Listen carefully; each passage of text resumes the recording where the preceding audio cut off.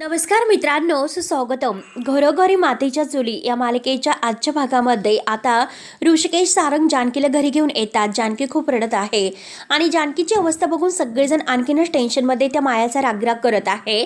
तेव्हा आता जानकी रडत म्हणते की ती माया एक दुखावलेली नागिन झालेली आहे, त्यामुळे ती कधी दंश मारेल कधीही काही सांगता येत नाही.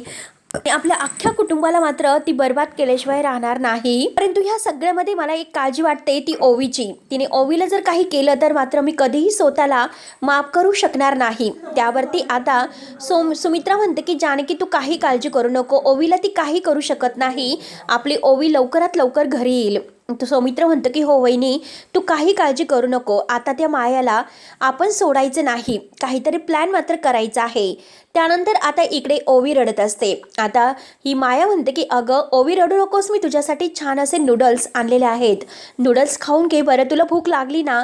ओवी म्हणते की नाही, हे बघ माया मावशी, मला काही झालं तरी घरी जायचं आहे, मला माझ्या आईला भेटायचं आहे, म्हणून ओवी खूप रडत असते. तेव्हा आता माया खोटं बोलते. माया म्हणते की हे बघ ओवी, ते शक्य नाही. तर आता ओवी ऐकायला तयारच नसते. ओवी म्हणते की काही झालं तरी माया मावशी, मला ऐकायचं नाही, मला माझ्या आईला भेटायचं म्हणजे भेटायचंच, प्लीज मला तिची खूप आठवण येते, तू तिच्याकडे घेऊन चल ना, एकतर तिला खूप त्रास होत असेल. सारंग काका आणि त्या ऐश्वर्या आंटीने तिची अवस्था कशी केलेली आहे, आणि एकदा मला तिला भेटून दे. आणि तू तर म्हटली होती की आई भेटायला येईल म्हणून, मग काय झालं? म्हणजे माया मावशी तू माझ्याशी खोटं बोलली तर. तेव्हा आता माया म्हणते की ओवी, माया मावशी, ओ मावशी, माया कधी खोटं बोलेल का? आणि हे बघ तू आईला मिस करत आहे, त्यामुळे खरंच मला सुद्धा खूप वाईट वाटतं. काही झालं तरी उद्या मी तुझं आणि आईचं बोलणं अगदी करूनच देईल, पण आता मात्र आपल्याला तेथे नाही जाता येणार. त्यामुळे ओवी तू इतका हट्टीपणा करू नकोस. आता ओवी विचारते की आता का आपल्याला तिकडे जाता येणार नाही? माया आता खोटं बोलून म्हणते की बघितलंस ना तू आईची काय अवस्था त्या दोघांनी केलेली आहे. तर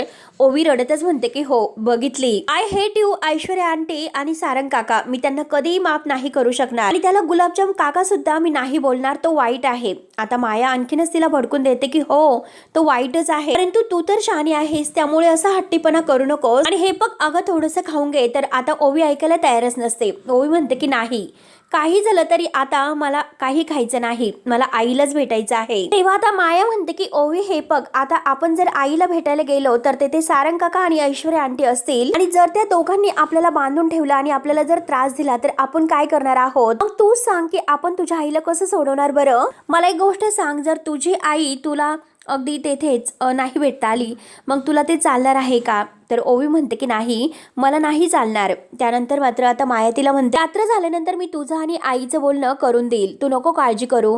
म्हणून ओवीला ती नादी लावण्याचा प्रयत्न करते, तिच्याशी खोटं बोलते. आणि हे बघ आईला जर यातून सोडवायचं असेल तर आता ओवीला स्ट्रॉंग व्हावं लागेल की नाही, असं मात्र ती सगळं काही फसून आता सगळं सांगत असते. आणि त्यासाठी ओवीला थोडं खावं लागणार की नाही, मग खाणार ना ओवी? तेव्हा आता रडतच ओवी हो असं म्हणते, आणि आता बळजबरीने ओवीला ती नूडल्स खायला भाग पाडते. शेवटी ओवी आता भूक लागलेली आहे म्हणून खाते. तेव्हा आता माया मनात म्हणते की आता ह्या हट्टी पोरीला जर येथे ठेवायचं असेल तर मात्र एकदा हिचं आणि जानकीचं बोलणं करून द्यावंच लागेल. त्यानंतर आता इकडे ऐश्वर्याला जामीनवर सोडलेलं आहे, आणि ती जेव्हा घरी येते तेव्हा तिला खूप छान वाटतं.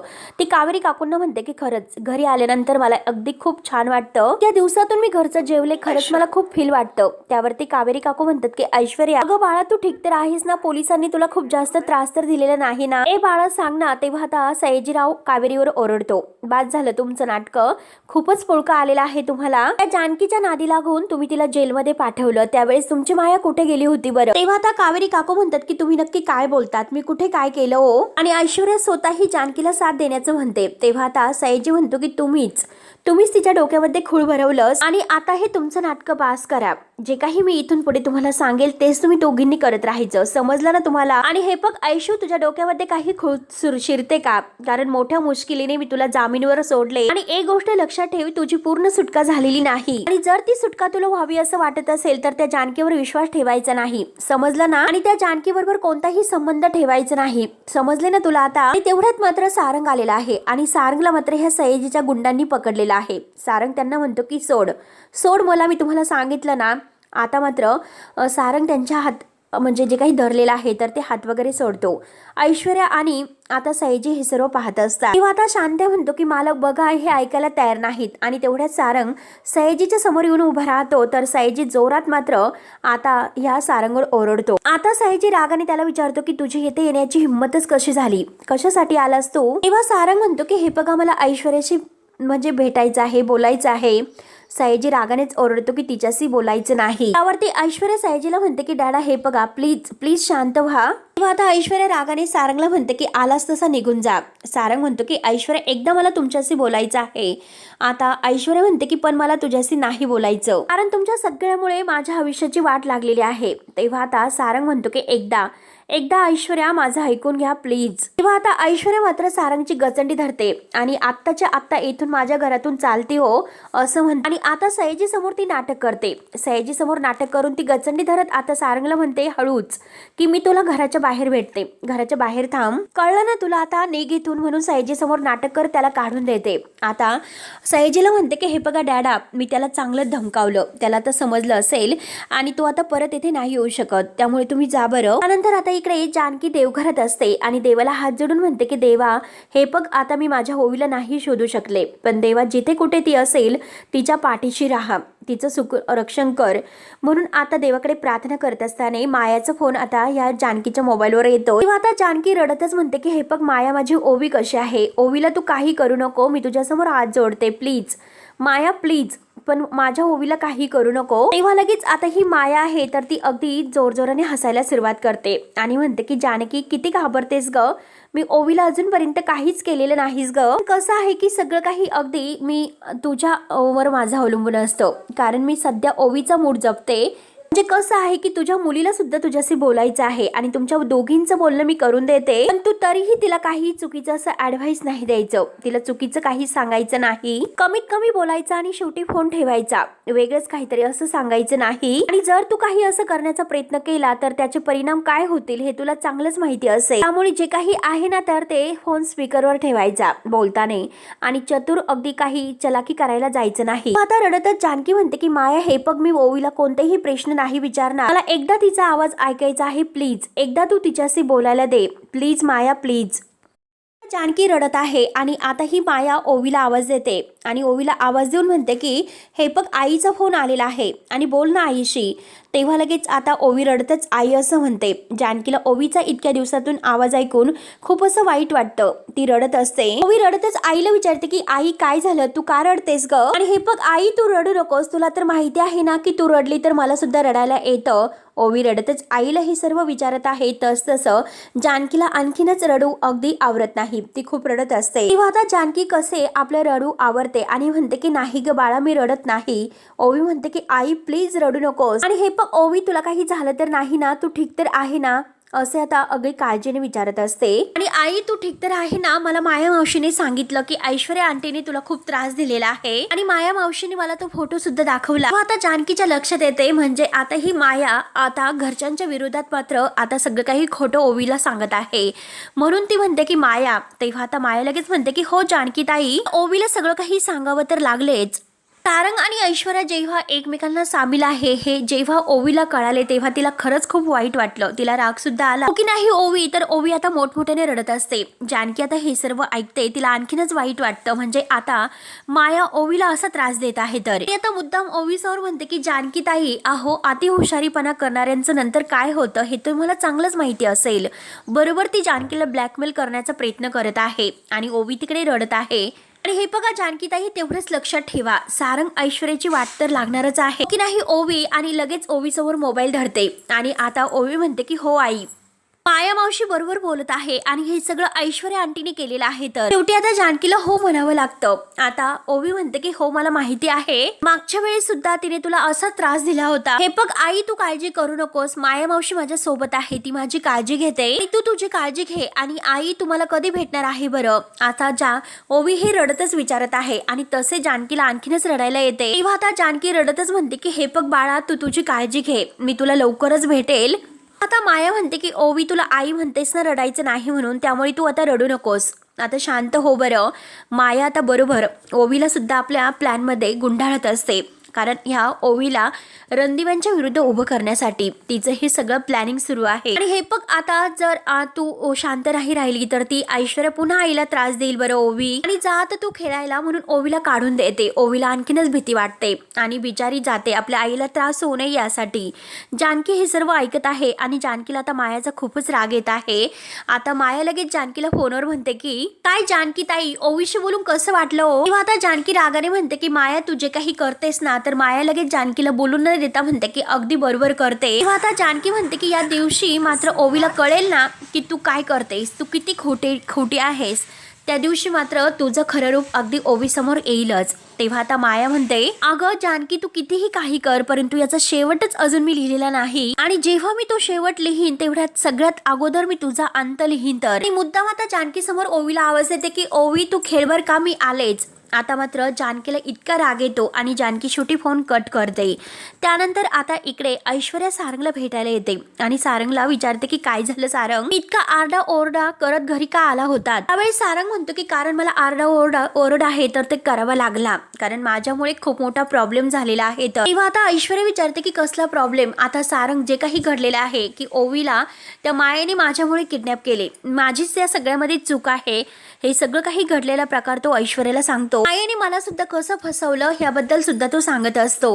मायेने मात्र मला ब्लॅकमेल केलं आणि ओवीच्या जीवाची धमकी देऊन जानकी वहिनीला तेथे भेटायला बोलावलं। मी स्वतः जानकी वहिनीला तिच्या सांगण्यावरून तेथे घेऊन गेलो आणि तिने जानकी वहिनीची जी काही अवस्था केली तर मी तुम्हाला नाही सांगू शकत। जानकी वहिनीला बांधून ठेवले, तिच्या तोंडाला काळं फासवायला लावलं आणि तिच्या स्वतःच्या तोंडात स्वतःनेच अगदी मारून घ्यायला सांगितले, आणि त्या मायेने मात्र वहिनीला खरंच खूप त्रास दिलेला आहे म्हणून सारंग रडत असतो। माझ्या चुकीमुळे आता ही ओवी आहे तर त्या मायाच्या तावडीत गेली आणि त्यामुळेच मात्र जानकी वहिनीला कोर्टामध्ये खोटं बोलावं लागलं, कारण ओवीच्या जीवाचा प्रश्न होता आणि ती ओवी आहे तर ती अजून सुद्धा त्या मायाच्या तावडीत आहे आणि तिचा जीव धोक्यात आहे। ऐश्वर्या प्लीज काहीतरी करा। सारंग खूप रडत विनवण्या करतो। हे बघा ऐश्वर्या, तुम्हीच काहीतरी नक्की करू शकतात म्हणून मी आज तुमच्या समोर हात सुद्धा जोडतो आणि पाय सुद्धा पडतो आणि खरंच तुमची माफी सुद्धा मागतो। प्लीज काहीतरी तुम्ही करा आणि ओवीला प्लीज यातून वाचवा।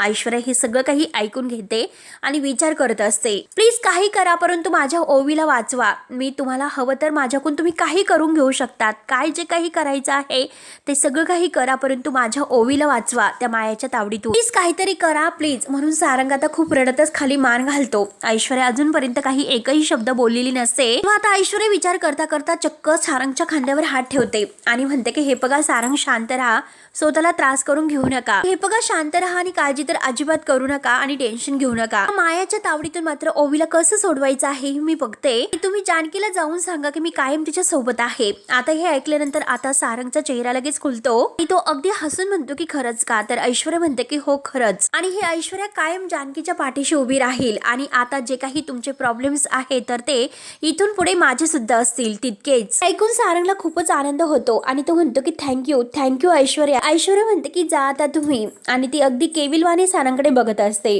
त्यानंतर आता इकडे जानकी सगळं काही आता ऋषिकेशला सांगते। आता जानकी रडत असते। ऋषिकेश म्हणतो की काय बोलते जानकी, ओवीने सांगितलं म्हणून मायेने फोन केला होता का? तेव्हा आता जानकी म्हणते की हो ऋषिकेश, तिने जेव्हा आई म्हणून हाक मारली तेव्हा मला असं वाटलं की खरंच माझी लेक येथेच आजूबाजूला खेळत आहे तर आणि मला मिठी मारेल। तेव्हा आता ऋषिकेशचा सुद्धा अगदी चेहरा केविलवाणी होतो, त्याच्या डोळ्यात पाणी येतं, त्याला सुद्धा ओवीची आठवण येते आणि तो म्हणतो की जानकी कशी आहे आपली ओवी? जानकी ती सुखरूप तर आहे ना? तर जानकी ऋषिकेशचा हात धरून म्हणते की हो। ऋषिकेश विचारतो की अगं ती माया आपल्या ओवीला त्रास तर देत नाही ना, ते ठीक तर आहेत ना? तर आता जानकी रडतच म्हणते ती ओवीला नाही विचारू शकले, कारण त्या मायेने मला धमकावलं होतं। ओवीला मात्र उलटसुलट कुठलेही प्रश्न विचारायचे नाही, त्यामुळे मी नाही विचारू शकले। तिने मात्र फोन स्पीकरवर ठेवला होता आणि जे काही मी ओवीशी बोलत आहे ते सर्व ती ऐकत होती। ओवीच्या आवाजावरून तरी ओवी मला ठीक वाटली, पण ऋषिकेश अहो त्या मायेने मात्र ओवीला सारंग भाऊजी आणि ऐश्वर्या यांच्या विरुद्ध भडकावलेला आहे, तिच्या मनामध्ये विष पेरलेला आहे। माझ्यासोबत जे काही आता मायेने केलेलं आहे आणि ते सगळं काही ऐश्वर्या आणि सारंग भाऊजी यांनी केलेलं आहे असे तिने ओवीला सांगितले। तेव्हा आता ऋषिकेश म्हणतो की काय बोलतेस? तर जानकी म्हणते की हो ऋषिकेश, परंतु मला एक गोष्ट कळत नाही की आता ही माया आहे तर ती ओवीशी इतकं खोटं का बोलते आणि कशासाठी. तेव्हा आता ऋषिकेश म्हणतो की कारण ओवीने जर तिकडे गोंधळ घातला आणि आता ओवीला मायाला हँडल करणं कठीण जाईल, यासाठी मात्र तिने हे सर्व खोटं सांगितलं असेल. तेव्हा आता जानकी म्हणते की हो तसं सुद्धा असेल. ऋषिकेश म्हणतो की ती माया मात्र आता ओवीचा हट्ट पुरवते तोपर्यंत ठीक आहे, तू हे जास्त दिवस नाही होऊ शकणार. ज्या दिवशी ओवी ह्या मायेचं ऐकणार नाही त्या दिवशी मात्र माया नक्की ओवीला त्रास देईल. तेव्हा आता जानकी म्हणते की ऋषिकेश असं व्हायला नको. त्यासाठी ऋषिकेश म्हणतो की लवकरात लवकर आपल्याला ओवीला शोधावंच लागेल. त्यामुळे हे बघ जानकी तू काळजी करू नको, मी माझ्या सगळ्या माणसांना कामाला लावलेला आहे आणि पोलिसांना सुद्धा मी आता हा ओवीचा फोटो दिलेला आहे. नक्की काही ना काही यातून मार्ग सापडेलच आणि कुणाला याबद्दल काही कळणार नाही. तू नको काळजी करू त्या मायाला सुद्धा. तेव्हा आता जानकी म्हणते की पण हे असं करून जर ओवीच्या जीवाला जर धोका निर्माण झाला तर आपण काय करणार आहोत. तेव्हा आता ऋषिकेश म्हणतो की पण आपल्याकडे कोणताही असा दुसरा पर्याय नाही. ओवीच्या बाबतीत आपल्याला इतकी मोठी रिस्क तर घ्यावी लागेलच. तेव्हा जानकी म्हणते की जर तिने ओवीला काही केलं तर याचं आता जानकीला टेन्शन येते आणि तेवढे तिथे सौमित्र येतो. सौमित्र म्हणतो की वहिनी ती ओवीला काही करू शकणार नाही, काळजी करू, आणि उलट तिला हे कळेल की आपण अलर्ट आहोत आणि ते ओवीच्या जीवाशी असं नाही खेळू शकणार. पोलीस सुद्धा ओवीचा शोध घेत आहेत, फक्त त्या मायेने ओवीला कुठे ठेवलेला आहे याचा अंदाज आपल्याला घ्यावा लागेल. तेव्हा आता जानकी म्हणते की हे बघा सौमित्र भाऊजी, ओवीला माझ्याशी बोलायचं होतं तेव्हा मायाने म्हणजे ओवीने मायाकडे हट्ट केला होता आणि मायाने आमचं बोलणं करून दिले होते आणि तुम्ही असं म्हणालात आपल्याला अंदाज यायला हवा की ओवी कुठे आहे. तेव्हा मी मगाशी ओवीशी फोनवर बोलत होते तेव्हा मला आरती ऐकू येत होती आणि मंदिरात जशी घंटा वाजते तसा घंटानाद मला ऐकू येत होता.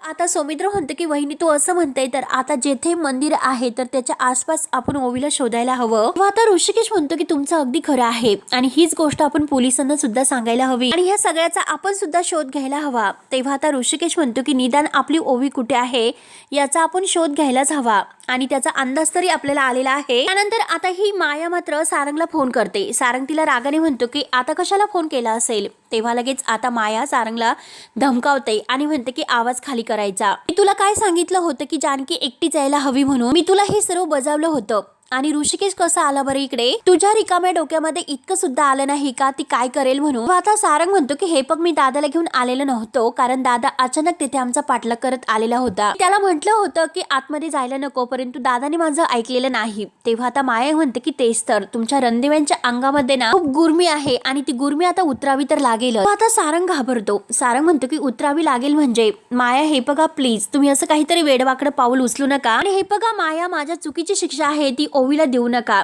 मी तुमची प्लीज माफी मागतो. तेव्हा आता माया म्हणते की तुमच्या माफीने मी काही विरघळणार नाही, मी माझं मन नाही बदलणार आणि जो माझ्या विरोधात जात असतो त्याच्याकडून मी सगळ्याची परतफेड करून घेत असते आणि प्रत्येक गोष्टीची परतफेड झाल्याशिवाय मी काही शांत बसत नाही. त्यामुळे आता मी जे काही सांगेल ना तर पुन्हा तुम्हाला तेच करावं लागणार आहे. तेव्हा आता सारंग विचारतो की काय, तर आता ही माया म्हणते की बाजार समितीच्या ऑफिसमध्ये जायचं, बाजार समितीतील जे काही पेपर्स आहेत तर ते तुम्हाला बदलावे लागतील. तेव्हा आता सारंग म्हणतो की नाही मी हे नाही करू शकत. तेव्हा लगेच आता माया तिचं सोंग आणते आणि माया म्हणते की मी आहे ना ते तुमचं मी नाही चालणार, हे जे काही मी सांगितलं ते तुम्हाला करावे लागेलच आणि दादाचा विचार करायचा नाही. शेवटी पेपर बदलायचे म्हणजे बदलायचे, काही झालं तरी ते पेपर्स आहे ना तर तुला गायब करावेच लागतील आणि जर ते पेपर्स गायब झाले नाही तर ओवी गायब होईल, ते पण कायमची. आणि चालेल ना तुला गुलाबजाम काका, मला माहिती आहे की तुला नाही चालणार त्यामुळे मी तुला जे काम सांगितलेलं आहे ना तर ते पटकन कामाला लागायचं, कळले ना आता हे सर्व. तेव्हा लगेच सारंग आता विचारात पडतो आणि तो घाबरतो. नक्की आता काय करावं तेच काही त्याला सुचत नसते. नंतर ऐश्वर्या इकडे मोबाईलवर आता ओवी हरवल्याची जी न्यूज आहे तर ती बघत आहे आणि आता ती बघता बघता विचार करते. नंतर आता इकडे जानकी आणि सुमित्रा मंदिरात आलेले आहेत आणि तेथे ओवीची जी काही पोस्टर लावलेली आहे ती बघून मात्र जानकीला आणखीनच रडायला येतं आणि त्या पोस्टरला हात लावत म्हणते की वाटलं नव्हतं की हा दिवस कधी बघायला मिळेल म्हणून. आता सुमित्रा म्हणते की जानकी तू त्रास करून घेऊ नकोस, आपली ओवी नक्की सापडेल. देवी आईकडे आपण प्रार्थना करू, देवी आई नक्की आपले सगळे काही प्रॉब्लेम सॉल्व्ह करेल. तेव्हा आता जानकी म्हणते की हो माझा पूर्ण विश्वास आहे की देवी आई नक्की आता सगळं काही सॉल्व्ह करेल म्हणून. जानकी म्हणते की माझं मन मला आई सांगत आहे की नक्की आता ओवी आपली सापडेल म्हणून, कारण जेव्हा मी आता मंदिरात गेले होते तेव्हा मात्र आजूबाजूला मात्र आपल्या ओवीच्या अगदी असण्याचा आवाज मला येत होता. त्यामुळे मला असं वाटतं की ओवी आणि आता माया आहे तर त्या नक्कीच आपल्या देवळाच्या कुठल्या तरी आजूबाजूला असतील. तेव्हा आता सुमित्रा म्हणते की खरंच तुला असं वाटतं जानकी नक्की, आणि हे बघ आता खरंच जर असं झालं तर मी त्या गावातील अख्ख्या लोकांना साखर वाटेल, फक्त आपली ओवी सापडून दे. आपण मात्र देवी आईकडे प्रार्थना करू आणि तिची ओटी वगैरे भरू आणि नक्की मात्र ती आपलं म्हणणं ऐकेल. आपली ओवी सुद्धा सापडून दे आणि त्या मायाला पोलीस सुद्धा पकडून नेऊन दे. तेव्हा आता जानकी म्हणते की हो, आणि तेवढ्यात आता ते दोघेही तेथून जात असतात. त्यानंतर आता इकडे माया तिच्या माणसाची वाट पाहत आहे आणि तेवढ्यात मात्र आता जो काही तिचा माणूस आहे तर तो तेथे येतो आणि म्हणतो की मॅडम, एक गडबड झालेली आहे, कारण त्या जानकीने मात्र अख्ख्या मुळशीमध्ये त्या ओवीचे फोटो लावलेले आहेत. हे ऐकल्यानंतर मात्र आता मायाला धक्का बसतो आणि टीव्हीवर सुद्धा ओवीबद्दल बातमी दिसत आहे. ज्याला ओवी दिसेल आणि तिच्याबद्दल काहीतरी माहिती असेल तर त्यांनी पोलिसांशी संपर्क साधावा. त्यामुळे ओवी आता बाहेर नेणं आपल्यासाठी कठीण आहे. आता ही माया खूप टेन्शन मध्ये येते की ह्या जानकीला कितीही जरी त्रास दिला ना, ही शेवटी बॅकफुटला येतच नाही. आता मात्र ह्या जानकीने एक फार मोठी चूक केलेली आहे. माझ्याकडे एकतर फार कमी वेळ आहे, लवकरात लवकर माझं काम मला पूर्ण करावं लागेल. जानकीला आता एकदाच मी असा धक्का देणार आहे की परत माझ्या वाटेला जाण्याची तिची हिंमत सुद्धा होणार नाही. त्यानंतर आता जानकी आणि सुमित्रा देवी आईच्या पाया पडतात, हळदी कुंकू वाहून तिचं ओटी भरतात आणि आपल्या ओवीसाठी मात्र ती देवी आईकडे प्रार्थना करते. माझ्या बाळाला, माझ्या ओवीला ह्या संकटातून बाहेर काढ असं म्हणते आणि माझी लेक लवकरात लवकर सापडून दे. आई काही कर, परंतु असा काहीतरी चमत्कार करून माझी लेक लवकरात लवकर सापडून दे. जानकी रडतच हात जोडते. शेवटी मित्रांनो, हा भाग येथे संपतो. पुढील भागामध्ये सारंग मात्र पेपर घेऊन येतो आणि मायाच्या हातामध्ये देतो आणि म्हणतो की आज मात्र मी माझ्या ओवीला घेतल्याशिवाय इथून नाही जाणार. माया म्हणते की नाही देणार. सारंग म्हणतो की द्यावीच लागेल. आता मात्र ती सारंगला ढकलून देते. सारंगकून ते काही कॉन्ट्रॅक्टचे पेपर घेते आणि सयाजीरावांना फोन करते. सयाजीरावाला म्हणते की तुम्हाला एक गुड न्यूज देण्यासाठी मी फोन केला आणि जे काही बाजार समितीचं कॉन्ट्रॅक्ट आहे ना, तर ते पेपर्स आहे, तर ते पेपर्स मी त्या ऑफिसमधून चोरून सगळे पेपर्स माझ्याकडे आहेत. तेव्हा आता ऐश्वर्या मात्र ही जानकीला घाईने येऊन सांगते की तुला महत्त्वाचं एक आता बातमी द्यायची आहे, कारण बाजार समितीचे जे काही पेपर्स आहे कॉन्ट्रॅक्टचे ते तर तेथून गायब झालेले आहेत. त्यामुळे जानकी तू लगेच जा. आता असं काहीतरी वाईट घडायला नको की ज्यामुळे ऋषिकेश दादांचं बाजार समितीतील पद निघून जाईल. त्यामुळे तू प्लीज उशीर करू नको. आता जानकी विचारात पडते आणि शेवटी आता जानकी ह्या सगळ्यातून मात्र ह्या मायाला कसा धडा शिकवते हे बघण्यासाठी आपल्या चॅनलला नक्की सबस्क्राईब करत राहा. धन्यवाद.